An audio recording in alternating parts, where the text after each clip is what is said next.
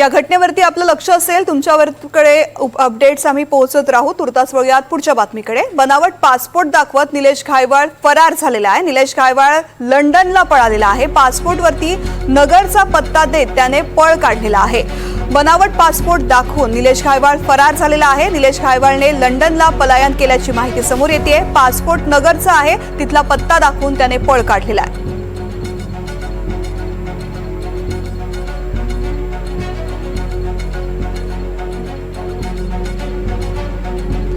बनावट पासपोर्ट दाखवत निलेश घायवाळ या ठिकाणाहून फरार झालेला आहे। अहिल्यानगरचा पत्ता त्याच्या पासपोर्टवरती होता आणि हा पासपोर्ट दाखवून त्याने लंडनला पलायन केलेला आहे।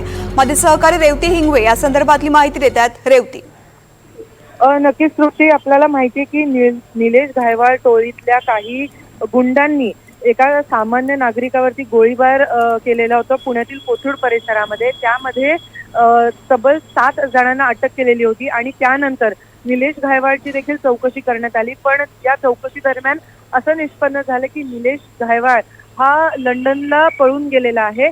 पण आता धक्कादायक बाब अशी समोर आलेली आहे की आधी देखील गुन्हे दाखल असताना तो कसा पळून गेला। तर आज अशी बाब समोर आली आहे की निलेश घायवाळ, आपण घ लावतो त्याच्याऐवजी त्यांनी पासपोर्टला ग लावलंय, गायवाळ असं नाव तिथे दिलेलं आहे। तर त्यासोबतच अहिल्यानगर मधला जो पत्ता आहे तो तिथे त्यांनी लावलेला आहे।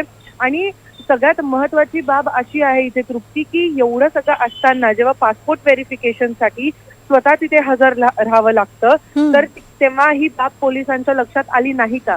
त्यासोबतच अजून दुसरी आणि सगळ्यात महत्वाची गोष्ट म्हणजे की बनावट कागदपत्र त्यांनी तिथे सादर केले हे लक्षात आलं नाही का? तर असे अनेक प्रश्न आहेत। तर याचा सगळा खुलासा कधी होईल हे पाहणं महत्वाचं असणार आहे। निश्चित अतिशय गंभीर अशी बातमी आहे रेवती। धन्यवाद संपूर्ण माहिती करता।